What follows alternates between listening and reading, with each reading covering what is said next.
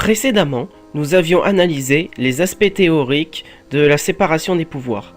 Nous allons maintenant passer à la pratique en étudiant dans cette 5e séance la mise en œuvre de la séparation des pouvoirs. C'est au XVIIe siècle, en Angleterre, que nous assistons pour la première fois à une mise en œuvre de la séparation des pouvoirs avant même que celle-ci ne soit théorisée. Elle inspirera par la suite des théoriciens comme John Locke, toujours au XVIIe siècle, mais aussi des penseurs politiques français au XVIIIe siècle, tels que Montesquieu, comme nous l'avions vu dans la séance précédente. Et je ne reviendrai pas sur ce qui a été dit la dernière fois. C'est ainsi que la mise en œuvre de la séparation des pouvoirs se propagea en Amérique avec la Constitution de 1787 des États-Unis, succédant à la déclaration d'indépendance de ce tout nouvel État. Cette mise en pratique de la séparation des pouvoirs s'effectua également en France. Suite à la Révolution de 1789, elle apparaît tout d'abord dans la Déclaration des droits de l'homme et du citoyen le 26 août 1789, puis appliquée dans la Constitution de 1791. On considéra, à cette époque, que Montesquieu était au cœur de cette application, alors que, comme nous l'avions vu la dernière fois, Montesquieu n'a même pas évoqué l'expression « séparation des pouvoirs » dans ses théories. Nous reverrons ces différents états un peu plus tard. Mais avant cela, il est important de se demander comment se met en œuvre la séparation des pouvoirs. Eh bien, elle doit tenir compte de plusieurs éléments, à savoir le fait que le principe de la séparation des pouvoirs apparaît toujours susceptible d'aménagement. En effet, la pratique a prouvé qu'il est impossible de faire fonctionner de manière absolue un modèle classique de séparation des pouvoirs qui soit rigide ou non. Ensuite, il faut instaurer un équilibre entre les différents pouvoirs, comme le préconisait Montesquieu. Pour qu'on ne puisse pas abuser du pouvoir, il faut que, par la disposition des choses, le pouvoir arrête le pouvoir. Ainsi, cette mise en œuvre s'inspire de la conception d'Aristote, selon laquelle tout homme qui possède du pouvoir est enclin à en abuser. Cette mise en œuvre doit également tenir compte des 3 pouvoirs principaux vus précédemment, c'est-à-dire le pouvoir législatif, le pouvoir exécutif et le pouvoir judiciaire, qui ne doivent jamais être administrés par les mêmes personnes ou organismes. Elle doit aussi tenir compte du fait que l'entente permanente des 2 organes, par exemple en France du gouvernement et du Parlement, assurera la liberté de chacun. En effet, il faut savoir que dans la mise en œuvre, on considère que la relation entre les pouvoirs ne se fera qu'entre le législatif et l'exécutif. Il devra donc y avoir une réelle communication entre les pouvoirs.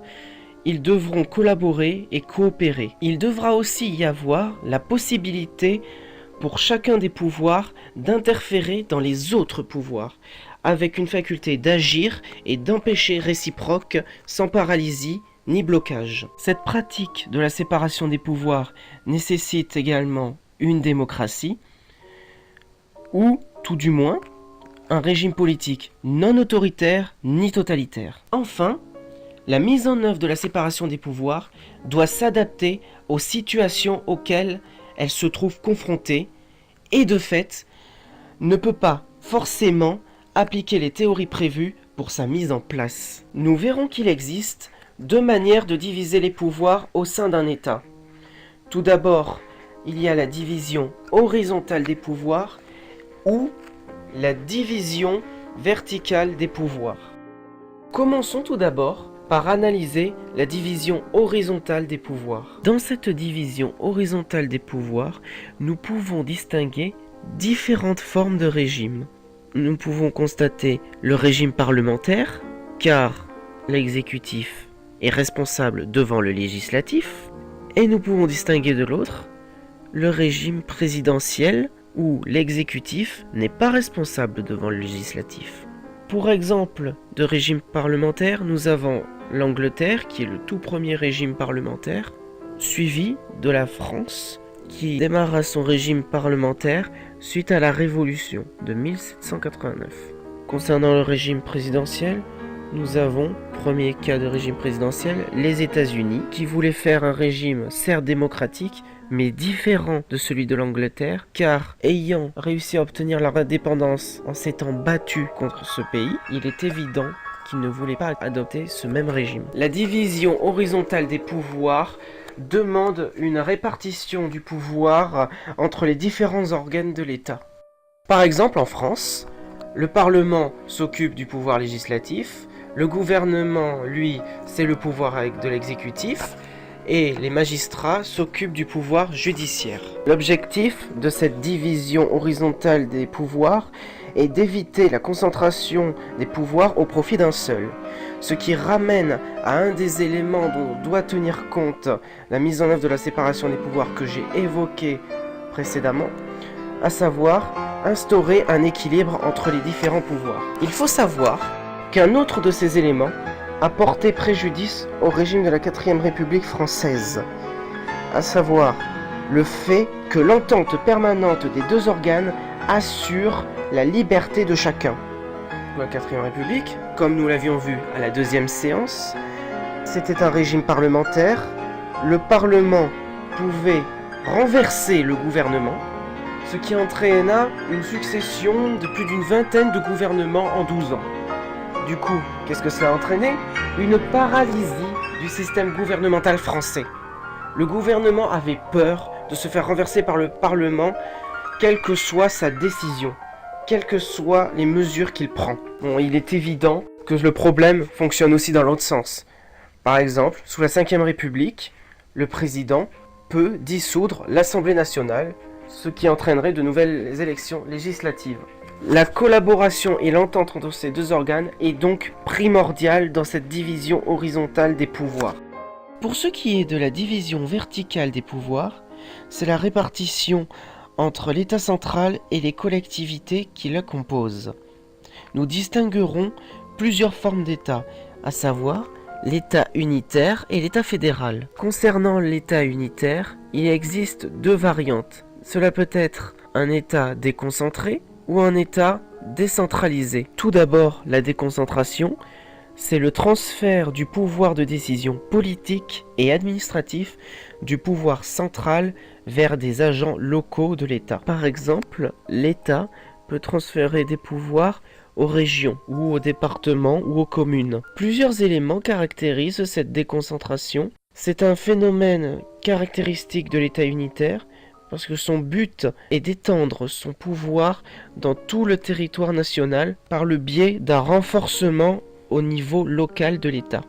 Elle ne conduit jamais à ce que les agents locaux soient indépendants. Ils sont toujours soumis au pouvoir hiérarchiquement et cela permet à l'État de réformer ou d'annuler les actes des agents déconcentrés. Parlons maintenant de la décentralisation des pouvoirs d'un État. C'est un phénomène qui tend à accorder un pouvoir plus ou moins autonome de décision à des organes dotés de la personnalité juridique, en vue de gérer toute partie des affaires locales.